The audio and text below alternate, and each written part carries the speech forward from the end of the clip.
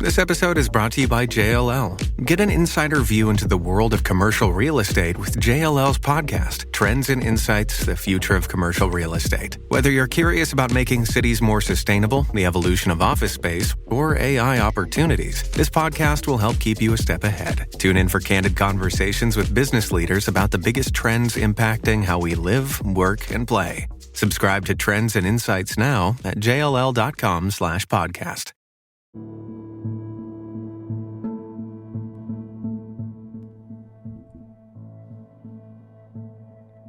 This podcast is made possible through donations from listeners like you and our partners at Goalie Ashwa Gummies.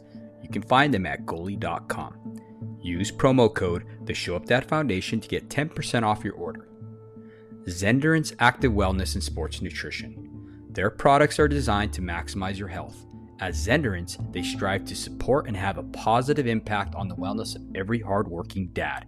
Use my code the Show Up Dad and get 10% off your next purchase.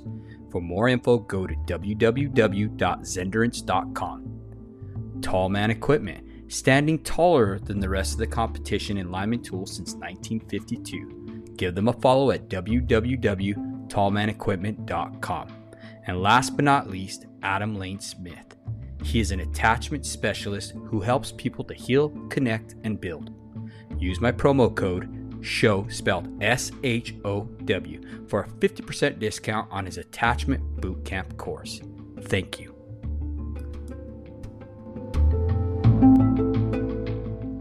Welcome to Show Up Dad Podcast, where our mission is to improve the well-being of children by increasing the proportion of children growing up with an involved, responsible, and committed father. The Show Up Dad Foundation is a 501(c) organization that encourages dads to become more than just a paycheck. Our guest today is none other than Cory Carlson. He is an entrepreneur, former executive, husband, and father of three. Cory understands the pressures working parents face. He is passionate about helping business leaders win at home and at work. And he does this by executive coaching, speaking, and writing. His first book that he wrote was released in 2019, titled Win at Home First. It was listed in Forbes as 7 books everyone on your team should read.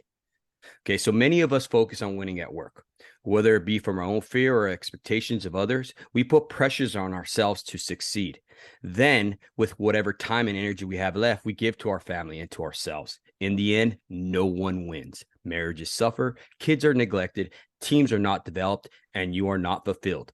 So help me welcome our guest, Cory Carlson. Thank you for being on here, brother.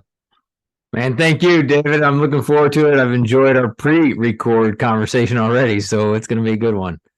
Absolutely, man. Well, Cory, I was reading up about you, man, and I started seeing how you had this great book and stuff like that. I just wanted you to just talk about it, man, and tell us why fathers are so separated from home and work and just they're not achieving a good balance, you know? Yeah, absolutely. I wrote the book Win at Home First because I lost at home first. I mean, it is the reality of it. And so I was able to put some tools and ideas and things together that I learned from my executive coach or mentors or pastors or just different people that when I got serious about realizing, hey, there is a better way. Like, it's not all work. And then, it's a phrase we use in our house, David, and don't give everyone else the best, and then we get the rest. And I started to just realize this, like, I can't go all out for work, and then at home I just a passive dad sitting on the couch, or I'm just not engaged with my spouse or with my kids. There's got to be a better way. And so just even that one thought of, the day does not end when you walk through the front door. No, the day ends when your head hits that pillow.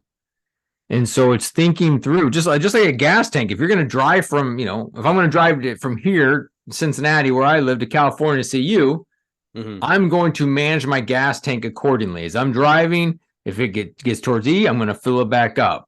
And then I'll keep driving. Then it gets towards E, I'll fill it back up. Same thing throughout our day. If we're noticing ourselves kind of hitting E throughout the day, well, walk around the building. Say a prayer, listen to some music, do some push-ups, just do whatever it is to give you some more energy throughout the day so that you get home, you in fact can show up as a great spouse, a great parent, and make it till your head hits that pillow.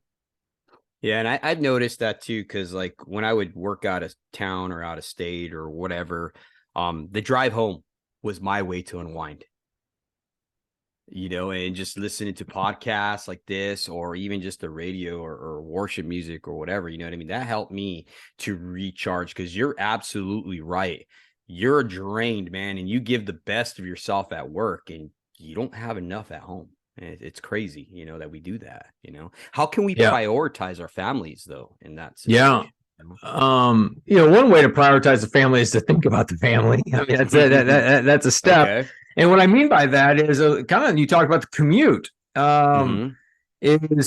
I remember hearing this thought. I think it came from a book, but basically there's like 5 gears that we have, and of energy. And like when we wake up, it's kind of gear 1, we're kind of moving around, and gear 2 is kind of brushing our teeth and kind of moving around, starting to talk. 3 becomes kind of the energy level for commute. 4, you're at the water cooler having a discussion. 5, like you're working, you're in that board meeting, you're on the line for the linemen. I mean, you're doing whatever it takes. You're up at the top. Mm-hmm. Well, in this book, the thought is it takes 90 minutes to get to that by the time you kind of climb up to that energy level. Mm-hmm. But the reality is, on the way home, David, we think we can cram that 90 minutes into about 90 seconds. And what I mean by that is, I did sales my whole career, and so it's always kind of talking to sales guys, or when I was president of sales, I had a team that reported to me. Is I would be on the phone my whole way home from the office, and I'd be pulling into my driveway, basically level 5, like, having this conversation. I'm either, and I walk right into the house. Mm-hmm. So what ends up happening is, let's just say we had good news on the phone call. We got that client. I walk in at this high level, like, woohoo, we got the new client, or the prospects, said yes, or the contract was extended, whatever it is. Well, I walk in this high level. My wife and kids are at a lower level. It's just the facts of life. They're not, experiencing that high. On the flip side, then I get frustrated because she's not excited I had this new contract. Yeah. On the flip side, I can come in and maybe have a bad call.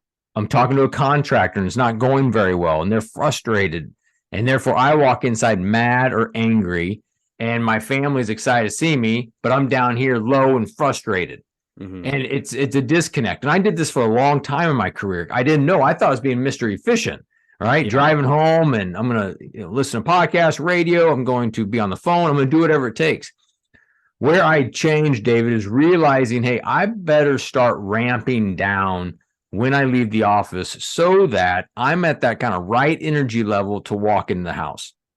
So what that means is, I'm not on that phone call the whole way home anymore like I used to be. And if I'm in a good mental state, like things are good, then maybe I will make that phone call, or maybe I will listen to a podcast or radio or some music. But if I'm not in a good state, then I don't listen to anything. I pray.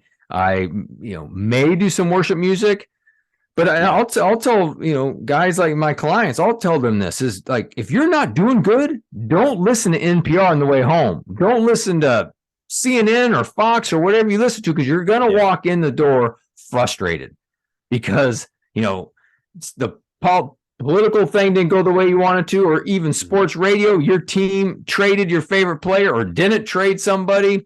And so you just walk in frustrated. And so my encouragement to that, listeners, to think about, hey, start thinking about your family. So how can you show up as your best self when you come to that front door? So that's just one of many things we'll end up talking about.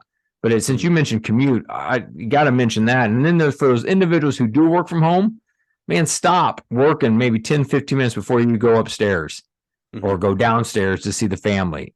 Just kind of wind down, maybe a quick prayer, meditation, some worship music. Just do something so that you can kind of get that energy level a little bit more normal to walk into a family with. Man, it's so true, Cory, because I had a friend of mine, a mentor of mine. He tells me, we're at his house, okay?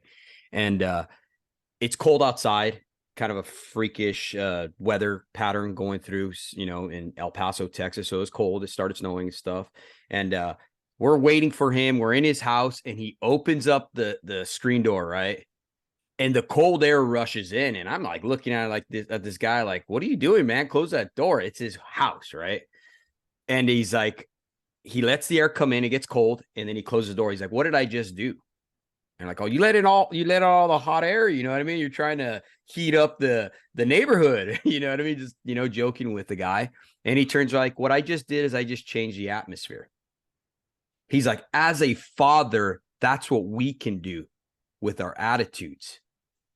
And it was just a great example that he was able to just show with just a simple tactic, just like that, just showing us how we can control the atmosphere with our home. And like you said, Cory, when we're coming in that low vibration, when we gave our all on the phone or at work or whatever, and we walk in there, I know for me, when I'd come home, I thought I was going to be celebrated after working 2 weeks out of town or whatever, and on the way home, for whatever reason, I'm on the phone consistently, on the phone talking to whoever. So I'm giving the best part of myself to everybody I'm talking to.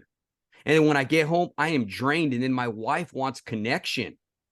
She wants to talk to me. She wants to tell me about the kid hurt himself or this or that, or her 2 weeks and how she missed me and everything. And I just didn't have anything for her.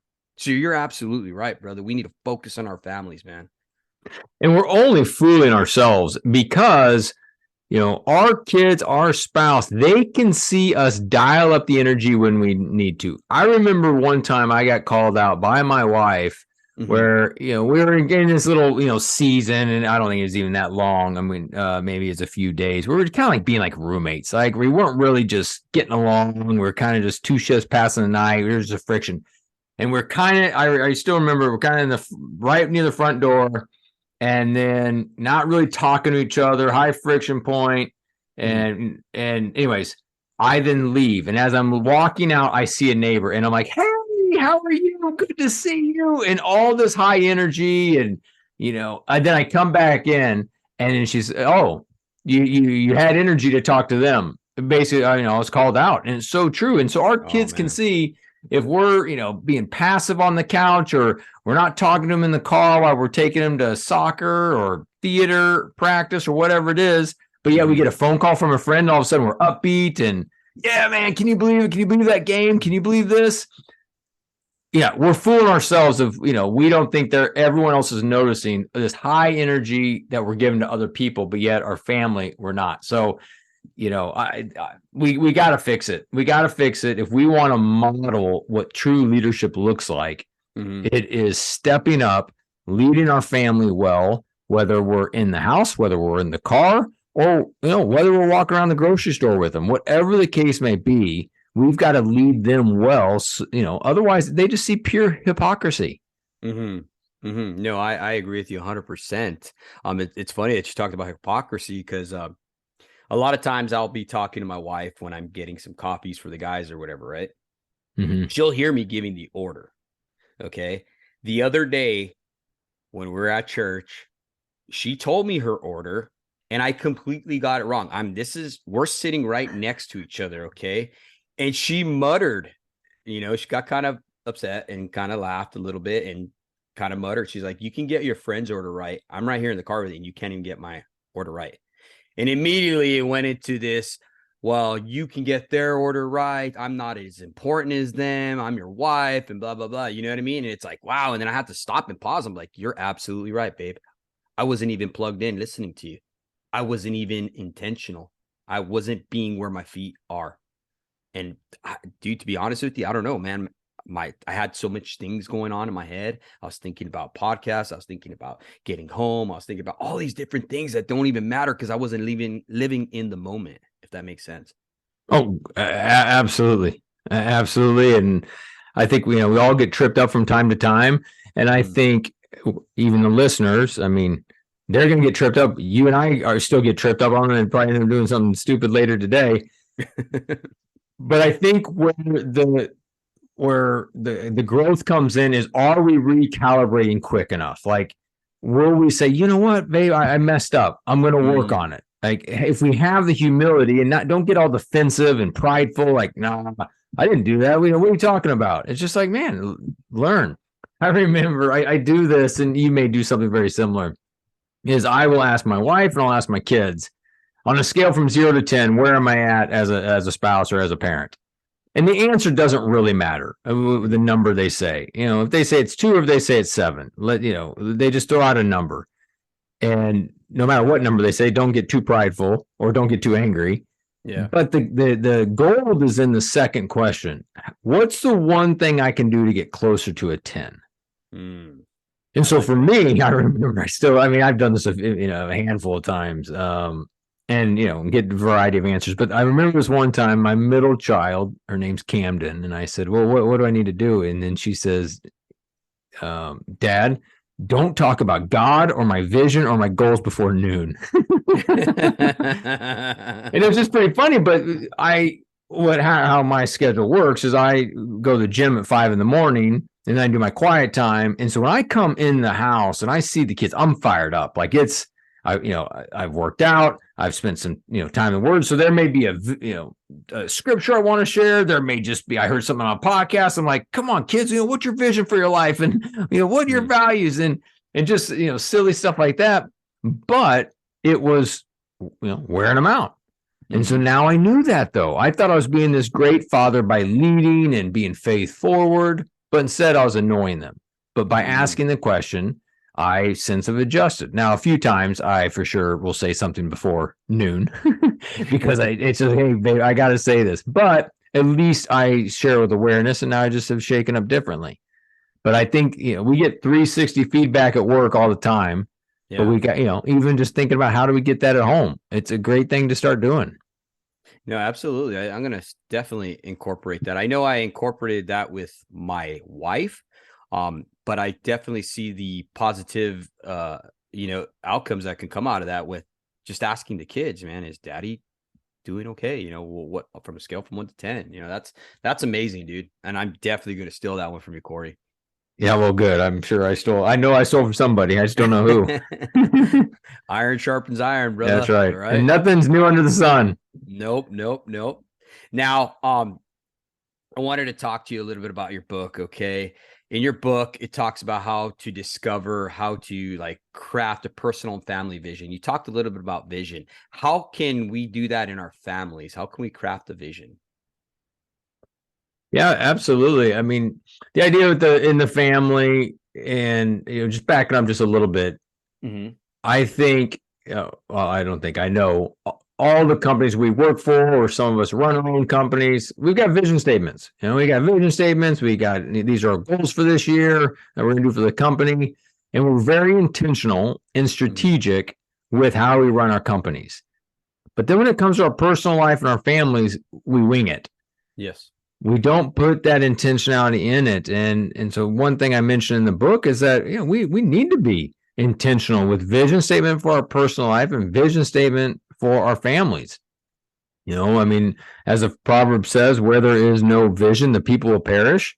Yeah. And I remember when I first remember hearing that Bible verse, I'm like, oh, perish. Yeah, right. I don't see anyone just dying, falling over. That's not really true. But then I actually saw another definition of perish where it just mentioned wandering. And I was like, wow, that's true. I know lots of people who are just wandering through life because they have no vision. They have no idea where they're going and kind of what they're about. And so about 9 years ago, I put together my own personal vision statement with the help of my executive coach. And, it's to connect people to greater performance and even more significant purpose. That's been the same one. It's what I use.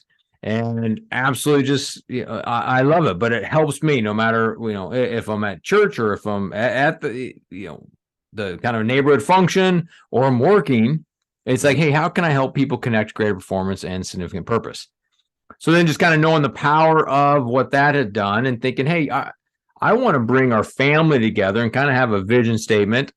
Hey, I remember going to church when we first moved to Cincinnati and someone had this, they said this quote from stage, and it just basically says, your family vision has got to be bigger and better than the 15-year-old boy in high school's vision. Yeah. And it just, at the time I had daughters younger than 15. So I could just see oh my goodness, our family better be something cooler and of more substance than, that 15-year-old boy, that they don't see him and be like, oh, I want to, go do whatever he does. Yeah. But instead, we've got to make a family that's fun, that kids want to be around, but it's also, we're driven, we're doing things.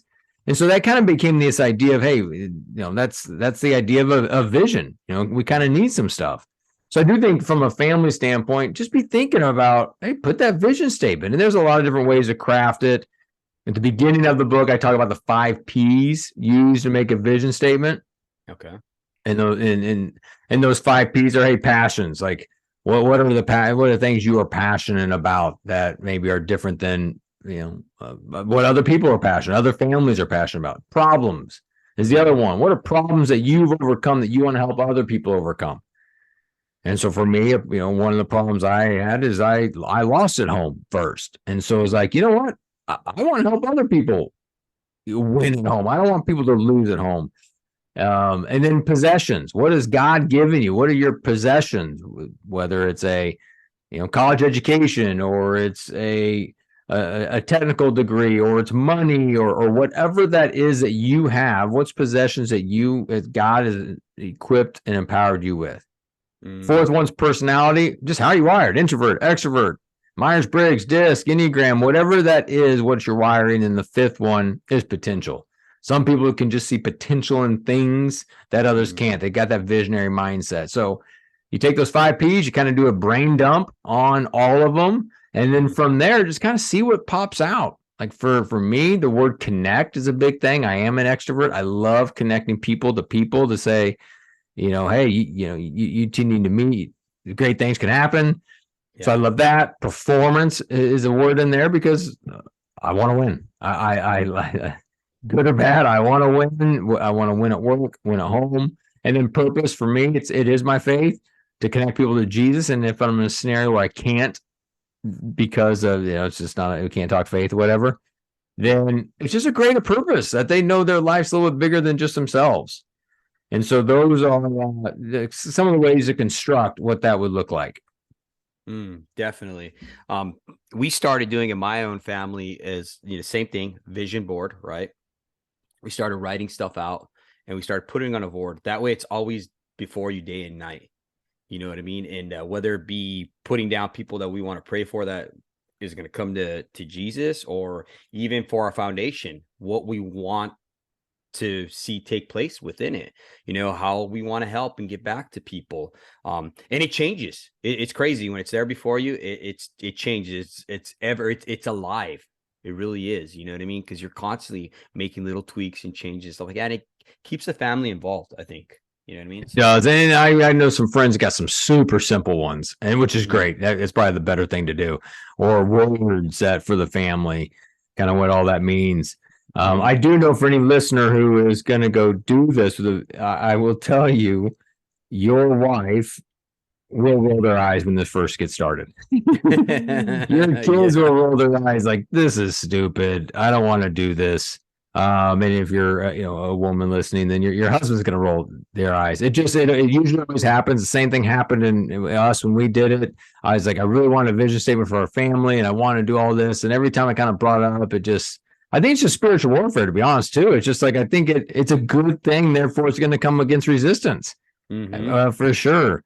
Man, so I kind of brought it up a few different times and kind of failed every single time I brought it up. But this one particular time, we're on spring break. We actually went up to Montana and we're driving, and I brought it up again, and it was perfect timing.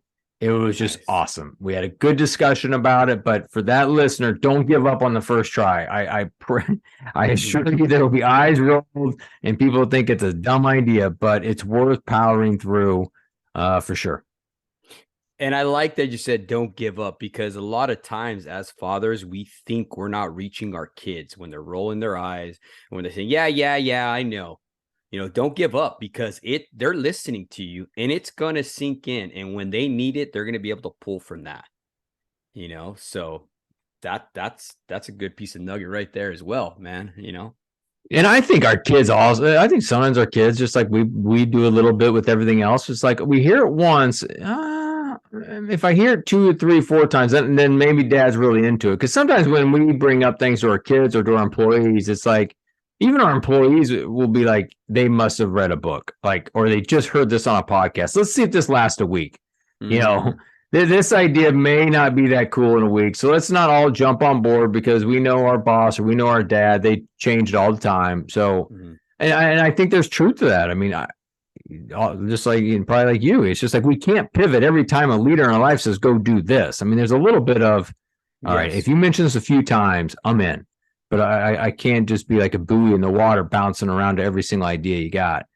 And I think our kids will pay attention to that too, and they won't jump on everything. So I think there's some resistance to spiritual warfare. I think some of the resistance is a little bit of they want to see if we're going to stick to this idea. Yeah, no, for sure. They want to see that consistency. I think, like, when people ask me how to be a better father, the one thing to simple it down in the simplest form is be consistent.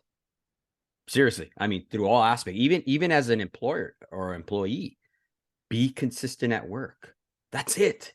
You know what I mean? I don't know how many times I've talked to guys and they're like, I'd rather take somebody who is consistently showing up, who's never late, who has a good attitude versus someone who's a hot shot, but always has an excuse for something, never takes any kind of initiative on anything because he thinks he's too good. And he, picks and chooses when he's going to come in.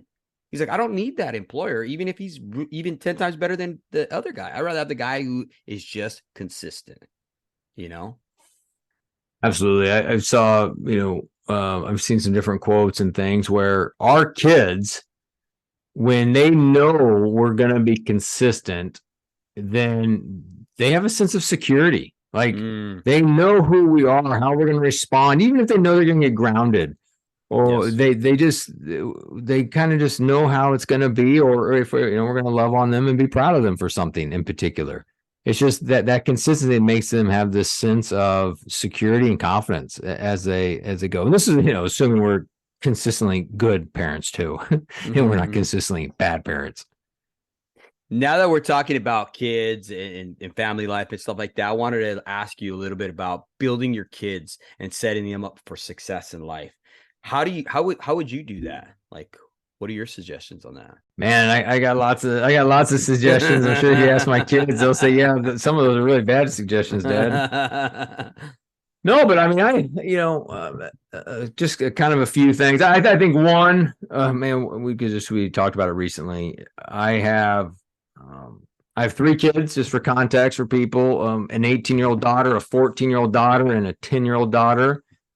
And I have been a receiving coaching and really been intentional in all those things. I'd say for sure the last 10 years.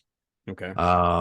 Of that. And yeah, I'm sure maybe I was an okay parent before then, but just really intentional with them and the things I'm learning and trying to apply to them. And so I say all that to say, hey, it's a little bit of a track record and we're seeing success come of it. That this isn't just some ideas we just tried last week and, they're working out okay. It's been going on for a long time. One thing that for sure that I am grateful for is we talk to our kids about identity early on. And I think that's one of the best things we ever learned. And therefore we taught our kids is their identity is they are beloved sons and beloved daughters of God. Their identity is not in how many Instagram followers they have. Their identity is not in their straight A's or straight B's. Their identity is not in gymnastics or dance or soccer or how many phone numbers they have from the boy at school, the boys at school, the girls at school, whatever it is. Yeah. And I'm telling you what, I mean, you know this as well, David, but that's been a game changer because they've had their ups and downs, and going along to tell them their identity is not in that. My middle child's a competitive gymnast. Okay.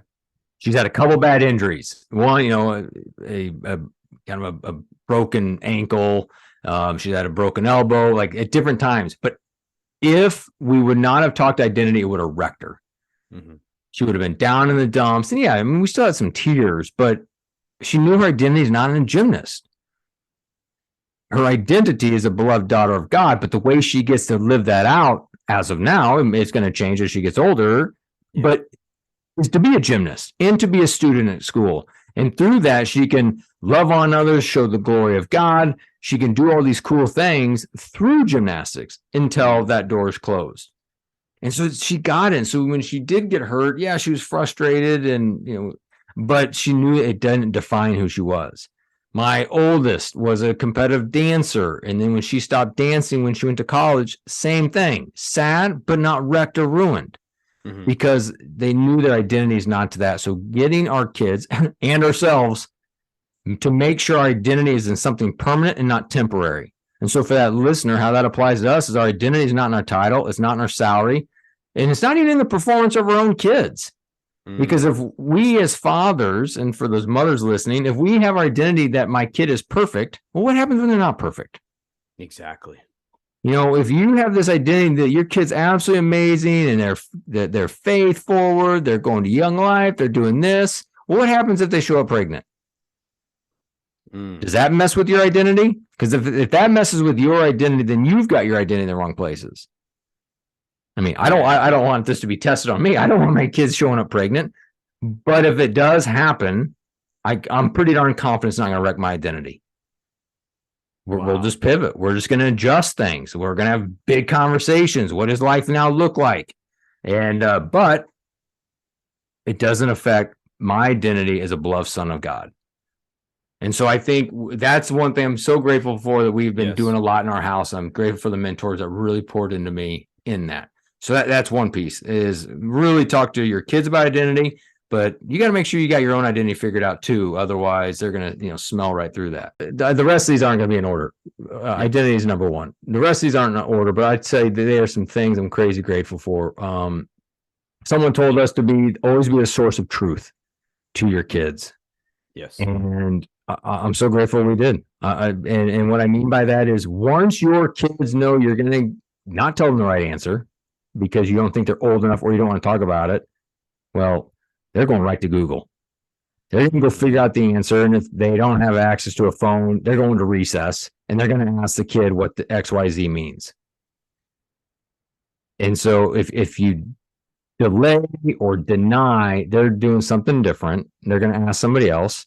If you give them call it the cheesy Christian answer every time, they also are going to not go to you anymore. And then therefore, they won't go to you anymore for any of their questions. They're going to go to other people. They'll Google it. They'll go to friends. They'll go other places because they don't trust you, because you're not going to tell them the truth. And man, someone told us that early on, thank goodness. And we did right out of the gates. We talk open and honest. And I'm very grateful we did, because now they continue to come to us. Now, I'm not naive. I know they're not coming to us on some stuff, and it is what it is. But man, some of the conversations that we've had in our house have just been pretty darn powerful, because we've just been open and honest. Man, that's a great policy to have too, man. I had a friend of mine, and I loved what he said. It touches exactly what you're saying. He was saying that his kids came up to him with a question, right? And this guy is another lineman, good friend of mine, into cars and stuff like that.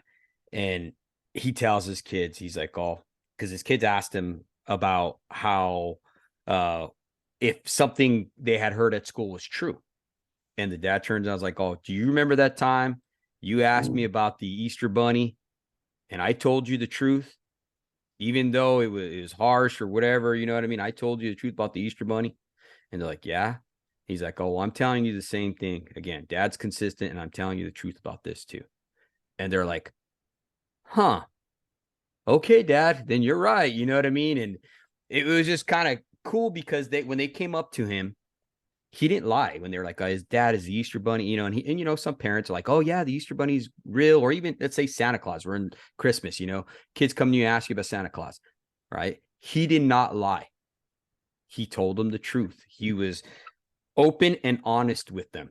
So when it came down to these other things in life, right? Like, I think it was like a sexual question or something like that. And they asked him, he told them, and he's like, he gave that example. Remember when I told you the truth about this? Well, daddy's telling you the truth again right now. And they're able to be like, all right, man, dad's connecting with us. He's telling us the truth. And they believed him. So that's cool, man. Open and honest. I love it. I love it, bro. Yeah, so it's been pretty cool. It's been fun to do, and and also and I think another thing about raising kids too is just being open and honest and humble. I made a comment earlier in that the reason I wrote "Win at Home First" is because I lost at home first, and really just to give it some additional context on that and how that applies to parenting is. It's not a proud part of my story for sure, but I had an affair early on in my marriage, and I did not. I came clean of it a few years later, and thanks to it's the introduction to the book, so you can kind of hear all the pieces of it. But it's just an amazing story of restoration, and Holly and I growing closer together, closer to God, each of us individually as a couple, all good stuff. But there came this point where, when I wrote the book, Went Home First, and just having this whole conversation is we got to tell the kids. Like, we have to tell the kids about all of this.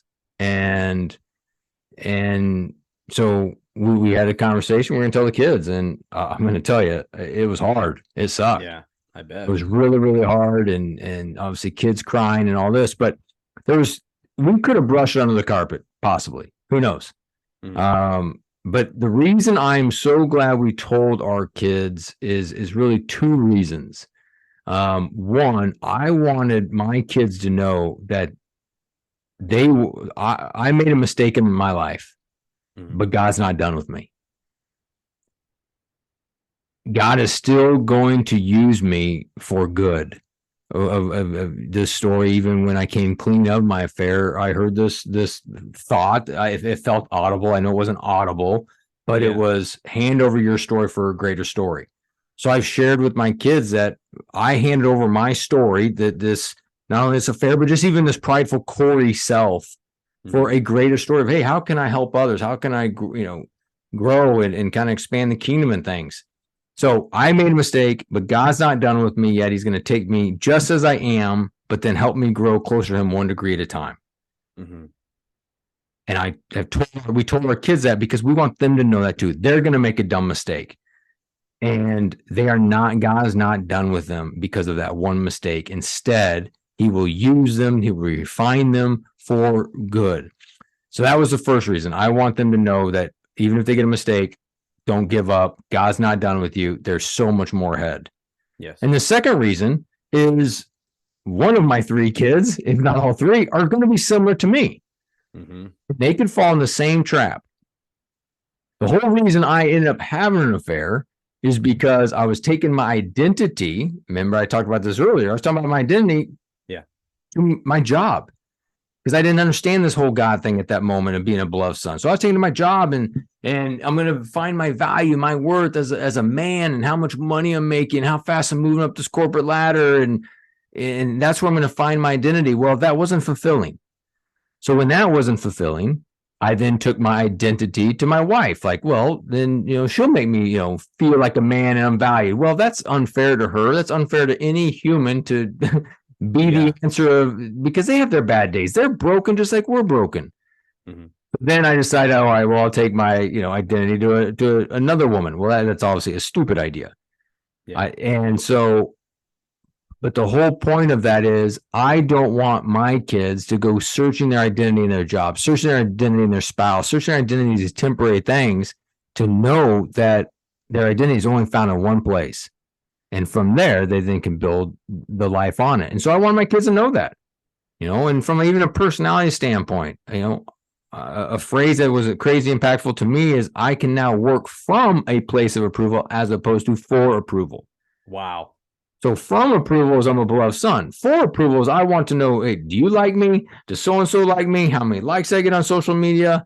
How many people are subscribed to my emails? Like, that's an endless game.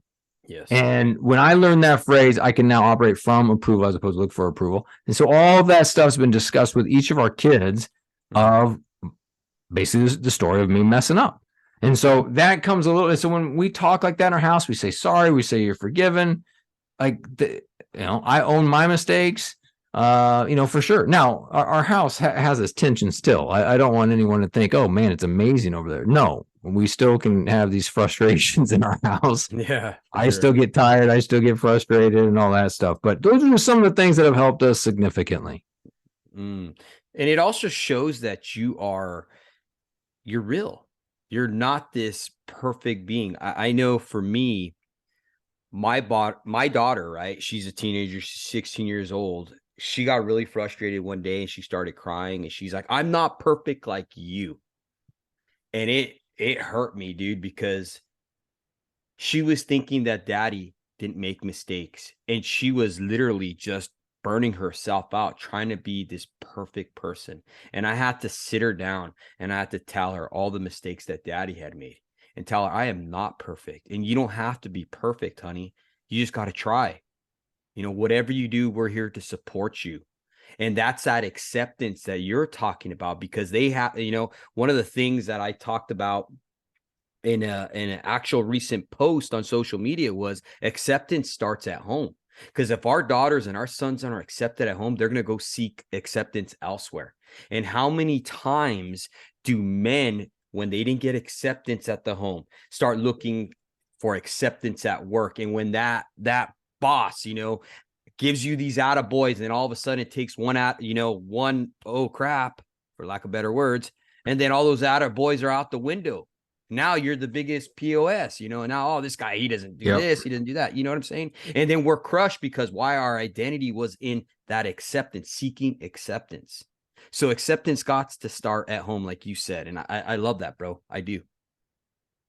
Yeah, and then acceptance starts at home, and I think and acceptance probably even starts a little bit more in just your quiet time and your relationship with God starts there, and building that and just sharing that with our kids. For sure. The book Went Home First is in 4 parts, and it starts with it's the flow of how I think we need to live. It's part 1's you, like, do you got your own stuff together? Figure that out. Part 2 is marriage. That's the most important relationship inside the house. It's the most outside of our relationship with God. That's the most important relationship.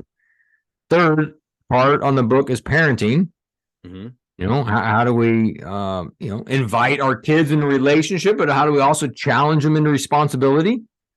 Because if it's all about relationship, we want to be best friends with our kids. Kind of, we know those parents, right? They want to have the parties. They buy the kids the booze. They do all that. They're just friends. I mean, that's an entitled culture. That's participation trophies. Like that's all the crap going on where it's, we're just inviting a relationship, no challenge. Oh, don't worry, little Johnny or little Susie about, getting bad grades. It's okay. We'll be fine. But we can't be the parents that's all challenge responsibility, where it's all about grades. It's all about making your bed. It's all go, go, go. Because then they're going to be like little soldiers cruising around in our house. So it's this hybrid where we got to invite the relationship and then challenge responsibility, just like Jesus did, right? Come, follow me. Very invitational, but go and make disciples. Very, challenge and go do it. Right? I mean, just like Jesus with the woman at the well. I'll give you living water, invitational, but it's challenge. It's like, you are correct. You are not married. The man you're living with is not your husband. You've been married 5 times. It's this invitation challenge. We have to do the same thing at home. And then the 4th part of the book is on work and how he's showing up. And I talk about work. We have to set up boundaries inside of work as well as outside of work so that we can win at home first. I like a lot of us outside of work. What I mean by that is we're on our emails all the time or going to networking events all the time. It's like we have no boundaries outside of work. And then on inside of work, what I'm talking about on that piece is we got to be more efficient in our day so that we can leave at 5 or 6 or whatever time you leave. So you can go be with your family and you can actually, believe that God's got the night shift, that you're going to bust your tail out, work hard, and that when you leave, God's got the night shift. The business is going to go on without you. The things are going to happen. There's going to be conversations going on behind the scenes of, hey, I think we should hire Cory to work, or I think we should hire David's company, or whatever the case may be. We have got to believe God has the night shift, and then that will allow us to work hard from 8 to 5 or whatever your hours are. Then you can be present when you're home. And also too with our sleep, because if you're constantly just focused on work and what you did or did not do, I mean, how is that affecting your sleep? You know what I mean? You're not getting good sleep, which then in turn turns into you not being productive at work, to not being productive at home with your family, engaged and stuff like that. You know what I mean? Oh, absolutely. Absolutely. I mean, I had a 20-year corporate career, got to climb up the ladder, super fun, even got to report to a private equity group and, the ownership. So, got to and be in boardrooms and got some really cool things. Mm-hmm. But I tell you what, when I hopped into the entrepreneurial world of launching my own, kind of, brand and books and podcasts, I mean, that just became super exhausting. I mean, they both are, but they're just different forms of exhausting. Mm-hmm. But a phrase that I was kind of thought of in my quiet time, or God gave to me in my quiet time, in 2020 was, I control the input, Mm-hmm. God controls the impact. And for a long time, I was trying to control the impact. Like, I need to go do all these things to sell X amount of books. I need to do all these things to get this amount of clients, and I owe all this. And it's just like that was exhausting. Yeah. And I never felt enough. So now I'm just at peace that I'm going to work hard. I'm going to do my best to do the input. I'm going to be on, I'm going to keep writing. I'm going to make social posts. I'm going to, be on, podcast. But I just got to believe God's going to control the impact. I'm going to get on the right podcast. Like, I mean, this is amazing to get to be on yours and speak to your huge audience. That's crazy cool. But also the impact is going to have on some listener. I may never talk to that listener, but something hopefully that you or I said today, David, is going to have an impact that they're going to start dating their wife again, that they're going to start going on ice cream dates with one of their kids, or they're just going to start doing something differently. We'll never know the impact, but I just have to believe that God's got the impact, and I'm just going to keep, kind of pounding the nail on my part. And I used to have it flip-flopped. I used to think I could control the impact, and that's exhausting and sleepless nights. Man, and it's so true, because even with me, I'm like, oh man, what can I do? What can I do next? What can I do next? You know what I mean? And you're absolutely right, Cory. It gets exhausting. And sometimes, that old term where it says, let go and let God, that's what we got to do, Yes. I mean, even to the point where with our families, I know a lot of fathers call me up and they're like, Dad or Dave, we don't know what to do. My daughter's acting up. She's doing this. And they're like losing sleep over it. And rightfully so. You know what I mean? They're definitely want their child to be successful. Right. And at those moments, I'm like, oh, have you raised them correctly? Are you being an example? I start asking these different questions like, yeah. I'm like, are you doing this stuff at the home? They're like, no. I'm like, okay, then. The Bible says that when you raise your child up in the way they should go, and when they depart, they will return. Because kids go astray, you know what I mean? And if you've raised them up and you have that good foundation that you're talking about and that we are striving to do with our children, they're going to come back, and all you can do is just pray and give it to God.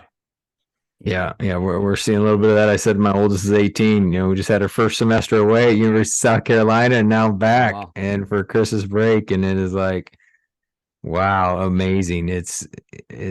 Whatever we want our kids to be, we better make sure we're doing that too, right? If we want our kids to be disciplined, we better be disciplined. We want them generous, we better be generous. I mean, it's we know the phrase, things are much more caught than taught. And I think that is just, I mean, it's so true. So whatever any listener wants out of their kid, they better make sure they're doing it themselves. And they definitely watch you, I remember one time my daughter, she was a little bit younger. She's like 11 or whatever. And I was saying, damn it. And I heard her say, damn it.